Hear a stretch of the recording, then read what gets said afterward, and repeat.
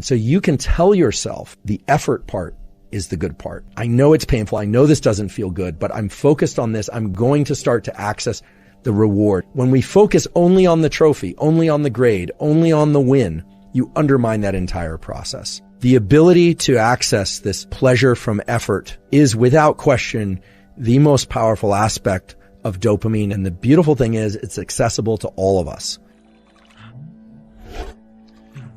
Hard work is hard. Generally, most people don't like working hard. Some people do, but most people work hard in order to achieve some end goal. End goals are terrific and rewards are terrific, whether or not they are monetary, social, or any kind. However, working hard at something for sake of a reward that comes afterward can make the hard work much more challenging and make us much less likely to lean into hard work in the future.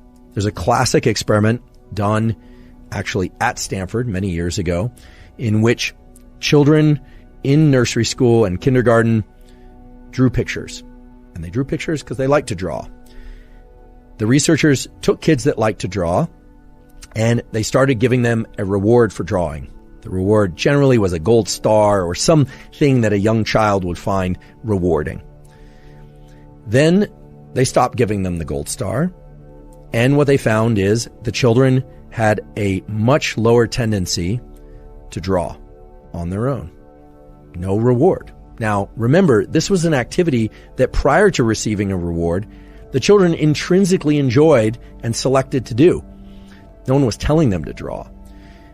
What this relates to is so-called intrinsic versus extrinsic reinforcement. When we receive rewards, even if we give ourselves rewards for something, we tend to associate less pleasure with the actual activity itself that evoked the reward. If you get a peak in dopamine from a reward, it's going to lower your baseline, and the cognitive interpretation is that you didn't really do the activity because you enjoyed the activity, you did it for the reward.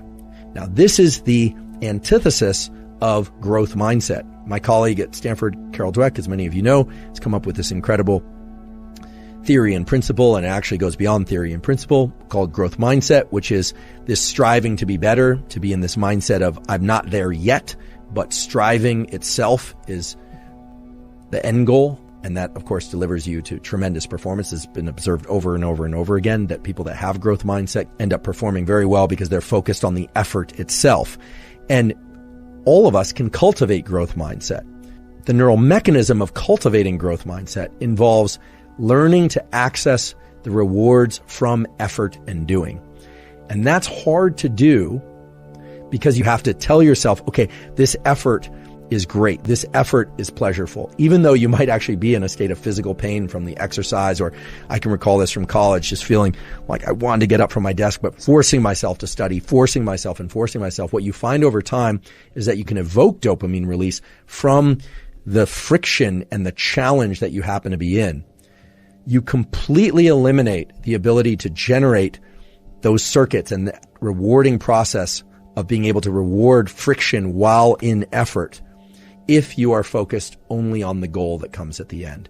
So if you say, oh, I'm going to do this very hard thing and I'm going to push and push and push and push for that end goal that comes later, not only do you enjoy the process of what you're doing less, you actually make it more painful while you're engaging in it.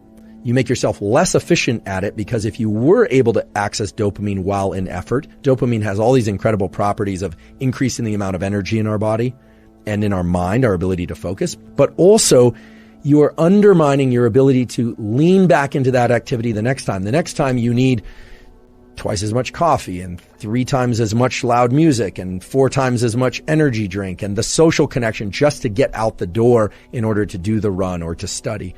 So what's more beneficial is to attach the feeling of friction and effort to an internally generated reward system. You're not just pursuing the things that are innately pleasurable. So you can tell yourself the effort part is the good part. I know it's painful. I know this doesn't feel good, but I'm focused on this. I'm going to start to access the reward. You will find the rewards, meaning the dopamine release inside of effort if you repeat this over and over again. And what's beautiful about it is that it starts to become reflexive for all types of effort.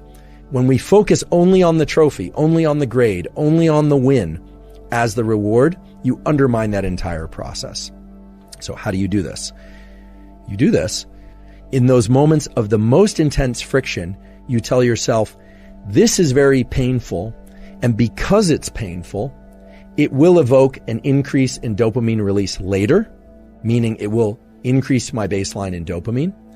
But you also have to tell yourself that in that moment, you are doing it by choice and you're doing it because you love it.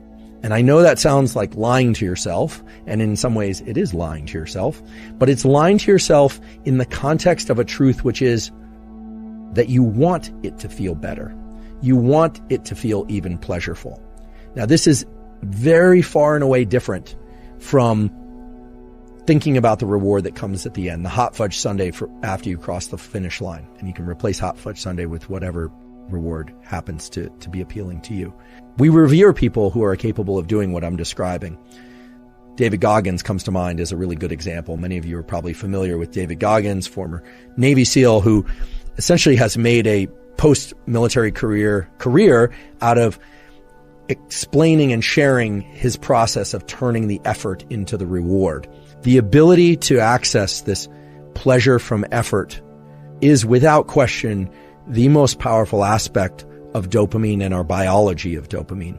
And the beautiful thing is it's accessible to all of us. But just to highlight the things that can interfere with and prevent you from getting dopamine release from effort itself, don't spike dopamine prior to engaging in effort.